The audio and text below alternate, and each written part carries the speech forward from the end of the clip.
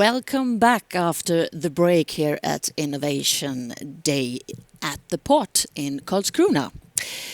During the past year, many of us have been working at home in front of the computer and internet. Our home has become our office. We have been looking and we have been listening, but what about doing more? It's time for our second keynote speaker, and the topic is the Internet of Senses going to the office. What happens when employees can work remotely using all their senses digitally? And what are the implications if and when the full sense digital enterprise becomes a reality? Interesting questions. Michael Björn is head of research agenda at Ericsson's Consumer and IndustryLab. Michael is studying the process of assimilation of ICT among consumers and in enterprises and is responsible for the annual 10 Hot Consumer Trends report. Ladies and gentlemen, it's time for Michael Björn.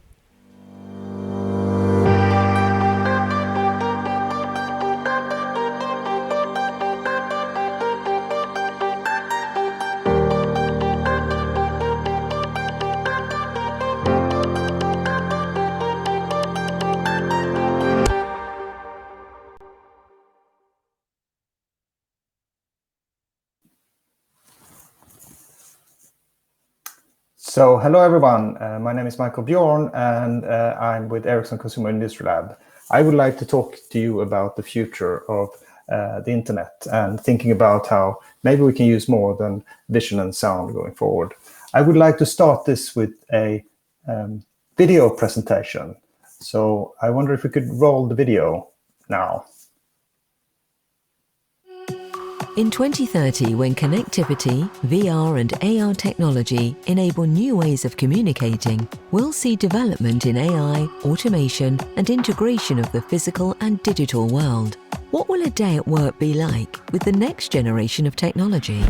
AR glasses give you access to your virtual office 24/7. Any place can adapt to your needs. What about a place where it's easier to concentrate, get energized or collaborate with others?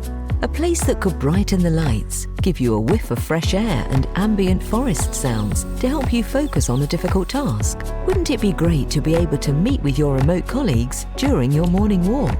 What if you had an AI assistant to work alongside you? It could help you in handling the day-to-day business, make analyses, reports, and keep track of your schedule. When it's time for your daily coffee break, your personal AI assistant could make sure you join your colleagues in a virtual room. A room that might look like a beach, where you can enjoy the fresh breeze and feel the sand between your toes as you taste the digital strawberry cake and smell the coffee. Sophisticated real-time translation tools could make it possible for you to have meetings with foreigners in your native tongue.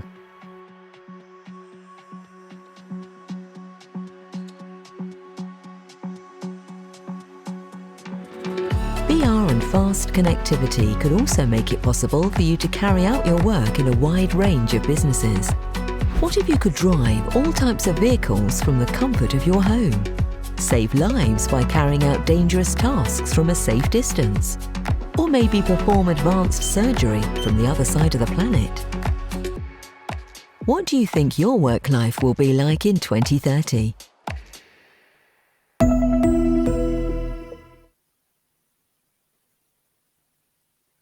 So, what will work life be in 2030? I would just like to start to say that, of course, no one knows about this, but we try to understand this not only from a technological perspective. We've been working with our technical colleagues in Ericsson Research to think about what the internet could look 10 years from now. We realized that there are many new technologies happening that could actually enable digital transformation of sensoric experiences.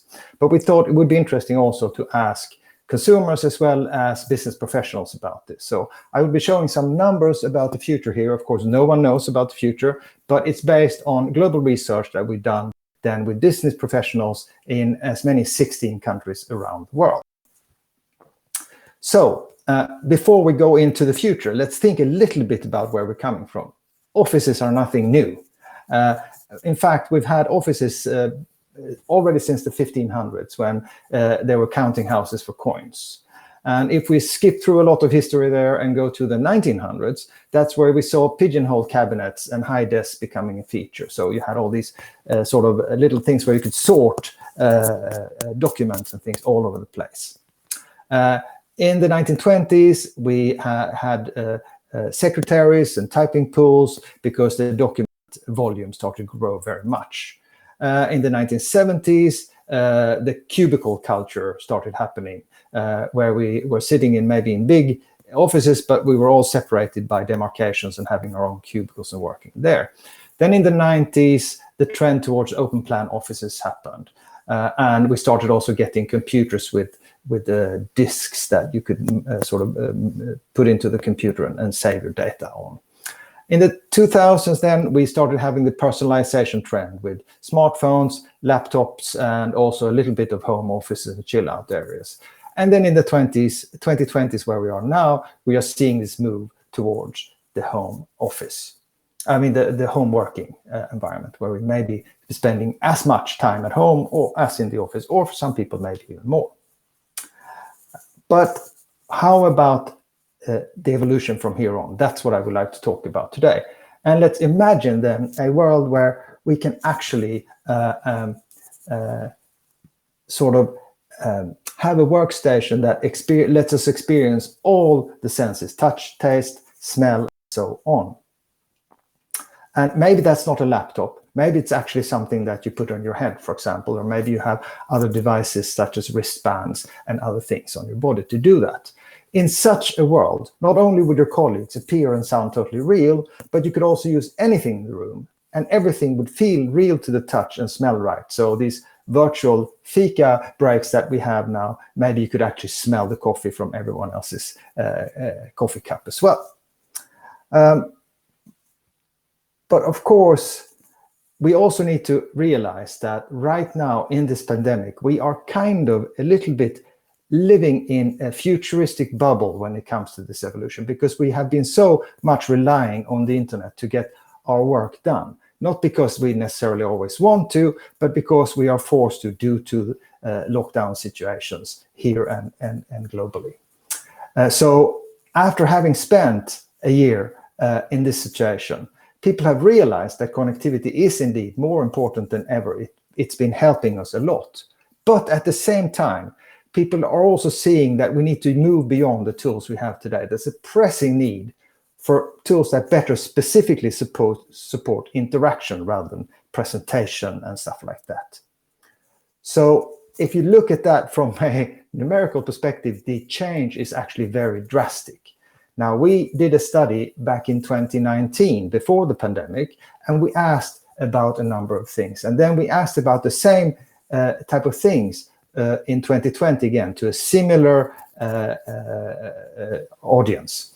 And what we found was the jump in interest was between 15 and 25%, which is massive. So things like having a wearable that lets you feel oncoming weather, AR glasses that let you see through walls and even buildings, a headband that transmits sound directly to your brain, the ability to convey smell to others, or even the sensation of hot and cold. So all of these things have jumped incredibly much when it comes to interest. Still, they might sound like a lot of science fiction, but potentially these technologies could happen within the next decade. So the fact that the interest is growing so much right now is also an indication of the times that we live in. But it's not only about science fiction. It's not only about new technologies. It's not only about sort of new gadgets and these things, because we have another situation that will not go away for some time, and that's, of course, the climate crisis. What we see is that even though this idea of dematerializing the office then by using new technologies, even though it is driven primarily by efficiency gains and sales, because that's how enterprises work, it is also very much driven by the insight that dematerializing work life could mean less need for office space. It could mean less time spent commuting or business traveling. And actually, 77% of the business professionals that we have interviewed globally, they indicate that this type of an Internet of Senses for business use would in fact make companies more sustainable. And not only that, the people who are then saying that they believe that this sustainability dimension really very much is there, those are also the people who are most open to all of these new potential functionalities that we could have. So, for example, having an employee meeting in VR so that everyone can get sort of more direct access to top management is very much more higher interest levels among those who then believe that sustainability is an effect of using this type of technology. And that goes for all the other aspects that were shown here as well. So, for example, working and socializing totally at home without leaving your home space, having a climate-proof internet subscription. So if there is a climate-related disruption, you will still be able to go to work digitally, so to speak. Or a virtual office that would dynamically adapt. So, for example, let's say that you have a dog at home and the dog starts barking, a problem that I have very often these days, then maybe you could have a dynamic sound bubble that protects your office work from that kind of noise. And also you could have offices that will connect remotely with other offices, for example. All these kinds of things are then related to sustainability interests. Another very important dimension that we really need to think about is how our social behavior will develop online, and also the idea of empathy. But actually, sharing the stress of decision-making is an area where managers believe that there will be an improvement if you could use a more sensoric kind of feeling. So technology to digitally share the burden of tough decisions could potentially be also used inside of companies by 2030. And we've decided in Consumer and Industry Lab at Ericsson that we need to live a bit what we learn, or we practice what we preach, so to speak. So we have actually now we are using VR headsets. It's not the full Internet of Senses, but it's the kind of technology available today then for all members of our team. And we are using VR headsets interchangeably with other technologies for everyday work. And we see a lot of positive effects when it comes to the social immersion thing. So, for example, here are some quotes. It's positive to discuss, to be able to illustrate the concept with body language and see the other's reactions. So that's tricky on a flat screen. Also, for example, then being able to feel really there by taking a physical chair and actually sitting with people and actually having the feeling that you're really physically sitting around the table. Also, sitting on other things, like, for example, sitting in a circle on the floor with actual cushions and actually feeling the presence of everyone around.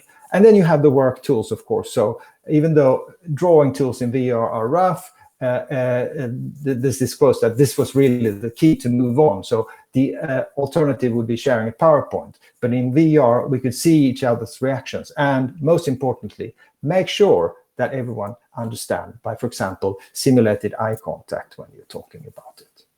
So I will wrap this up fairly quickly, actually, by going through the key 6 points that we found in this study about this future, let's say, thinking tool. No one knows what the future will be like, but imagine that you could have an Internet of Senses and that is actually going to be technologically possible. How would you actually use that kind of an environment?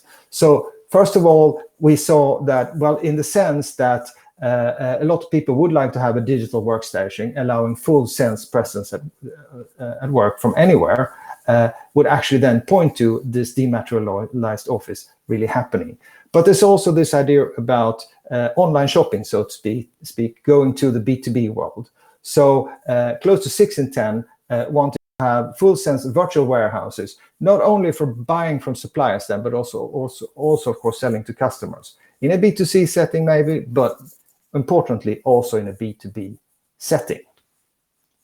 We talked about the fact that the pandemic has become a digital tipping point, and actually looking forward, people believe that some of these changes that we are experiencing now will indeed continue to be relevant also beyond the pandemic. So nearly 6 in 10 foresee a permanent increase in online meetings with customers and with suppliers, but also with colleagues, and need tools to better support this remote type of interaction.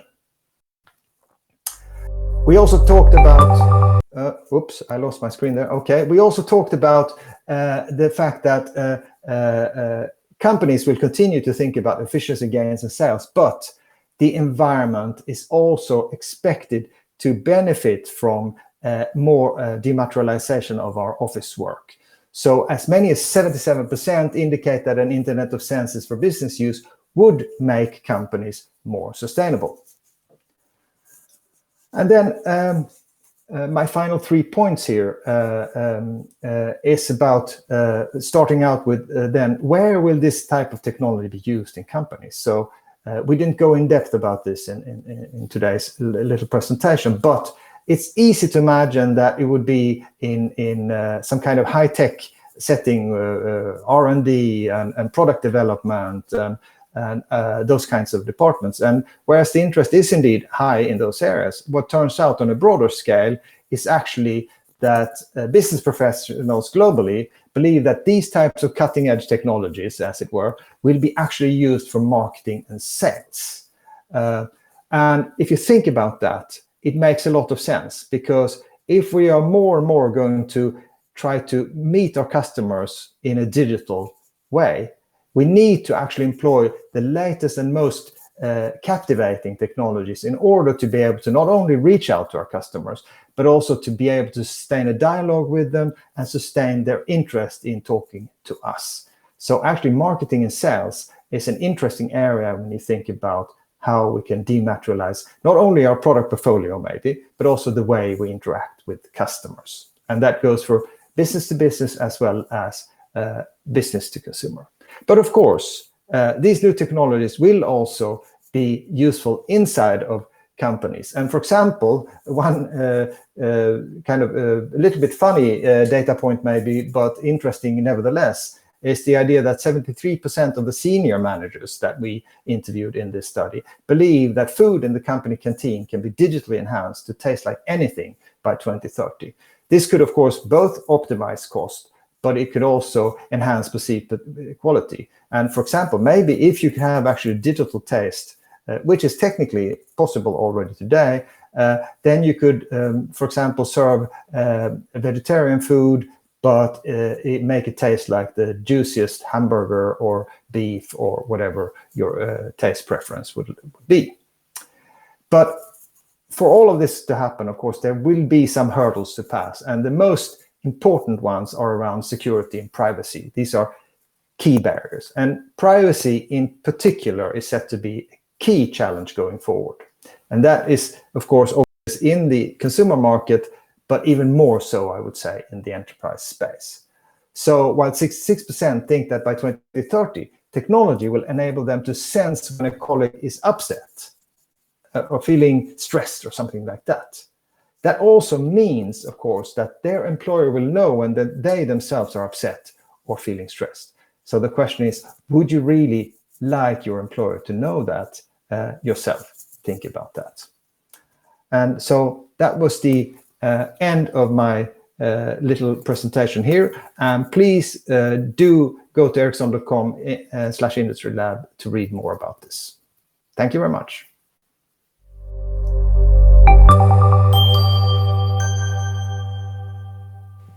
Mind-blowing, Michael Björn. Thank you. Thank you. And before we go on with the questions, I would like to say that if you have any questions, use our Q&A for Michael, and hopefully you can give us some answers. Where are you right now, Michael? I'm in Malmö, in You're Sweden. in Malmö. Yeah. Is that your office? Right now, I would say it is, yes, of course. But in the physical world, Yeah. it's actually in Stockholm as well as in Lund. So I have dual jobs, you can say. But yeah, so it's not in Malmö. No. All right. But this movie at the beginning of a presentation, 2030, I'm longing. I want to be there. Are you? Yes, of course. Yes, very much. Indeed. What would you be So, looking so forward I should say that mostly? even though I'm in Malmö right now, I did already have a morning fika with my colleagues in VR actually. So we spent half an hour actually playing paintball as it happened this morning. We don't know what we do, but we go in and sort of meet up, and then we say, okay, what are we doing today? Yeah, so a bit These? like that, but also with Yes. hand controllers so that you can move around and do things and yeah. Okay. So Okay. we have I think a very sort of good social interaction, even though we are physically very separate right now. Yeah. I think you said something about playing frisbee with the VR. Yeah, you can do that. So I mean, we don't know when we have a standing sort of time, and we just so people show who if you feel a bit like socializing, you show up, Yep. and then depending on who shows up, we say, okay, today let's do this, and we All right. go out. All right. So you never know. You never know. That's You the never part know. of the fun. Part of the All fun. right. Yeah. And actually, we never knew what was going to happen with the pandemic. And true. of course, that has been, as you said, some kind of enforcement for your work. Could you ever imagine that we were going to be where we are today when you started your work? No, so actually, I referred back to a study we did in 2019 where we looked at this idea, this concept of the Internet of Senses. We started actually looking at consumer applications for this and interviewing consumers about how they would use that for, gaming or shopping or whatever it may be. And this was in 2019. And when we presented these kinds of things to people, the audiences were kind of say, "Ooh, that's a bit far out. That's a bit science fiction, kind of thing." And then we started doing this study, planning for this study, also on the enterprise side with business professionals. And then the pandemic happened. And when the result was getting close to completion towards the end of last year, then we started presenting this, and people say, yes, tell us more about this. This is really, where we are right now. And I fully recognize that. So it was very shocking also for me to see the reaction among audiences that something that was barely thinkable 1 year was only less than a year later was sort of a key interest for people to talk about.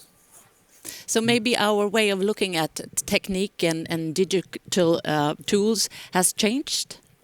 Yes, I think so. So at the end of the day, I think it's very much about your own experiences. So if you think about, I remember before we had these smartphones, Right. I was very much involved in thinking about the next paradigm for the internet. Right. And so back in the late 90s, actually, I was very much involved that. I was working in Japan at the time, and they were actually very early on with these types of devices.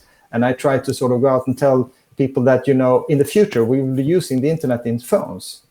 And people were laughing and thought that was, come on. I mean, I've got big fingers, I've got, small keyboard. No, that's so silly. And now we think that's the most obvious thing because our experience has changed. So during this pandemic, our experience of interacting with colleagues over the internet has changed. And so given that our experience base is so different, then we can see what works and what needs improvement. And that's, I think, Yeah. And some things happen that you really don't know about. I mean, I'm going to show you something here, to see if you know what I mean. Pajamas. I mean, we're sitting here in the meeting looking professional, and then whoops, up here. So other things that we haven't really been thinking about might be changing also. What are you wearing downstairs? You don't want to know that. No, right. We don't want to know. Let's put that aside. But you're quite right. So, of course, Yes. I mean, we have a different... And so this idea that we are just our visual image, I think, is a bit challenging for people. And actually moving into a more full-bodied experience of the internet, I think, is also then an implicit need for us. And I think that's why this discussion about thinking about the Internet of Senses is sort of more... relatable to a lot of people these days. Right. Yeah. We're talking about the senses. It's 5, right? Yes. It's smell, it's sight, it's what we hear, it's what we feel, and it's what... we taste. Taste, yes. Right. Which one is the hardest one to create digitally? Well, actually, first of all, this idea of five senses isn't really so. For example, the ability to feel temperature is also seen as another sense. Oh. So the idea of five senses is kind of just a saying. So Right, you could have okay. other senses, so to speak, actually. Right. But I think right now the hardest one to create in a good digital way is actually smell. So you can have what we call actuators, the way to produce smell. By having, of course, then, so there are, for example, add-ons to your VR headset that you showed right there that you put Right. you look like Darth Vader when you put a mask in front of you as well. But that Yes. can then digitally trigger sort of vials of different kind of potions that actually produce smell for you. So in that Okay. sense, it's easy. But if you really want to do it digitally, then that's a bit more of a challenge. There are prototypes, but it actually means sort of sticking an electrode up your nose, if you see what I'm saying. All right. Not All right. totally recommendable for everyday use. Taste But- is surprisingly much more easy, interestingly enough. So Okay. we have 5 base tastes. So that's salt, sour, bitter, sweet, and umami are the 5 Right. base tastes. And then you Right. can actually have gels that are electrically stimulated that combine to taste any kind of taste. So there's something called a taste display. So right now you have to lick it in order to taste it, but that's already available. Actually, you can produce any taste using those 5 base tastes. You have an interesting job. Well, I don't get to lick the things all the time. I just figure out what's there technically, and then I try to think about what are the human implications for society, for businesses, and for consumers of those types of technologies. But sure. Which sense is the most important for you? Well, actually, I would like to have smell myself. Smell. All Not right. because All it's the most difficult one, but actually, I think because what I've seen with so I have a cousin, for example, who has been very badly ill with corona, and so I've seen what this horrible disease can do with people, and those who lost their smell, Yeah. they say they feel totally sort of disconnected from the world, and I think we're not aware of that as modern human beings, how important these things are. We think we're so civilized and stand above all that sort of stuff, but actually smell is really important. So if you could have that in a good way, imagine this morning coffee with your colleagues online, but just being able to smell their different coffees and the buns they're eating and stuff, it would change the environment totally. Definitely. You know, Michael, we could talk about this for a long, long time. We only have a minute left. Yeah. We are a lot of people who are working at home, at the office at home. For some of us it's a freedom. It's a good thing. For other people, it's not. Do you have some final things to think about how to make my day at the office at home good today? Well, I think first of all, I mean, it would be good to I think, you know, so we need to sort of embrace experimentation here. I think before the pandemic, you know, we couldn't have this, you know, sudden move of everyone being at home because, you know, that kind of a big experiment, you know, it could fail, right? And no one thought it would work as good as it actually have been working. So I think we need to embrace this spirit of trying out new things. And for some people, that could be sort of taking a walk while you're actually saying, no, I'm not going to be on video. I'll be on Zoom or whatever, but I'll just be in voice because I concentrate better when I'm walking. That's fine. But we need to allow people to experiment with this. And also then using VR or whatever, and have managers also embrace this continued sort of feeling of experimentation is okay because it may help us. Thank you. That's a good conclusion of your presentation. And, well, thank you, Michael. Thank you very much. It was great being here.